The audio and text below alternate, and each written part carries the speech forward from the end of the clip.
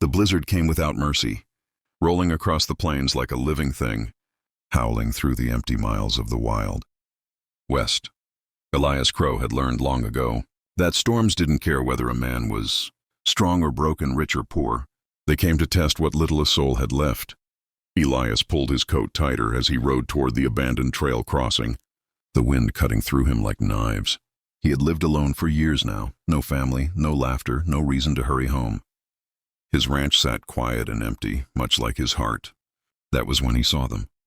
A small figure collapsed near the wagon tracks. Then another. Elias dismounted, his boots crunching in the snow, and found a boy no older than 10 trying desperately to shield an elderly woman from the cold with his own thin body. The boy's hands were purple, his lips trembling, but his eyes burned with stubborn courage. Elias lifted the grandmother gently, realizing she was barely conscious, and wrapped his coat around her. The boy flinched at first, fear etched into his face. Fear Elias recognized, because he'd worn it himself once.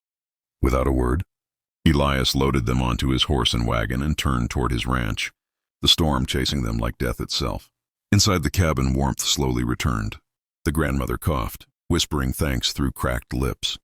The boy sat close to the fire, watching Elias like a wounded animal unsure whether the hand feeding it might strike. Elias offered stew, dry blankets, and silence. That night, as the storm raged outside, Elias lay awake listening to the fire crackle and wondered why fate had dropped these two broken souls at his door. He did not yet know that the answer would tear open wounds he had buried for decades and change everything he believed about his own life. If this story is already touching something inside you, make sure you subscribe, because what unfolds next will stay with you long after it ends. Morning crept slowly into the cabin, pale winter light slipping through the frost-covered window like a hesitant visitor, and Elias Crow awoke with a strange tightness in his chest, the kind he had not felt in decades, as if something buried deep inside him had begun to stir. The fire had burned low, but the cabin was no longer silent. There was the soft cough of the old woman from the bed near the wall and the faint rustle of movement as the boy stirred from sleep, sitting upright with wary eyes that followed Elias's every move. Elias rose quietly and added wood to the fire, the flames snapping to life, casting warm light across the small room, and that was when he noticed the locket resting against the old woman's chest as she slept. It glinted softly in the firelight, and Elias froze, his breath catching painfully in his throat, because he had seen that locket before. No, he had held it years ago in another life, when hope had still felt possible. His hands began to shake as memories rushed back uninvited.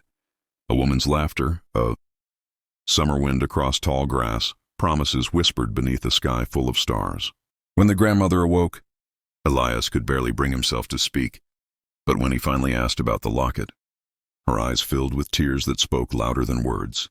Margaret told him the story slowly, each sentence heavy with truth, of a young woman who had loved a cowboy who was afraid of settling down, afraid of responsibility, afraid of losing himself, and how that woman had carried his child, alone after he disappeared, into the endless West.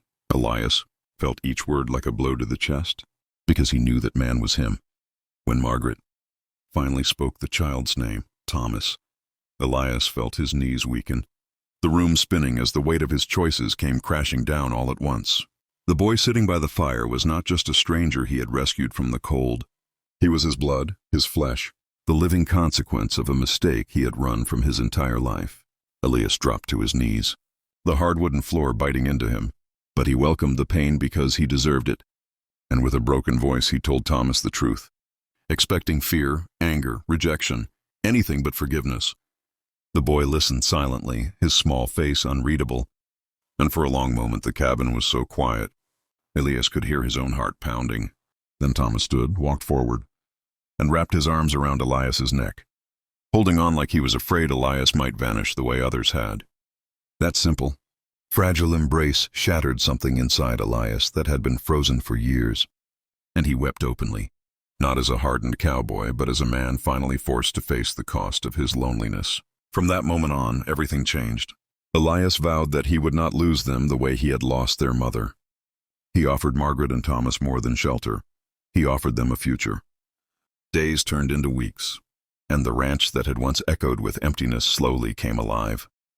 Elias taught Thomas how to mend fences, how to ride, how to listen to the land, while Margaret brought warmth to the cabin with quiet wisdom and gentle stories by the fire.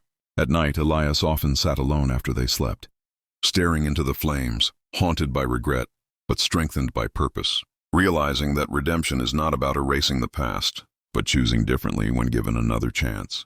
The lonely cowboy who once believed he was destined to die, forgotten now, found meaning in small things: a shared meal, a child's laughter, the simple comfort of family.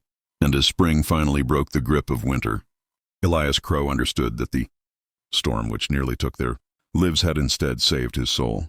Stories like this remind us that no matter how lost someone feels, life can still surprise them with a second chance when they least expect it. If this story moved you, if it made you believe in redemption, family, and hope again, make sure you subscribe to the channel, because the next story might just find its way into your heart the same way this one did.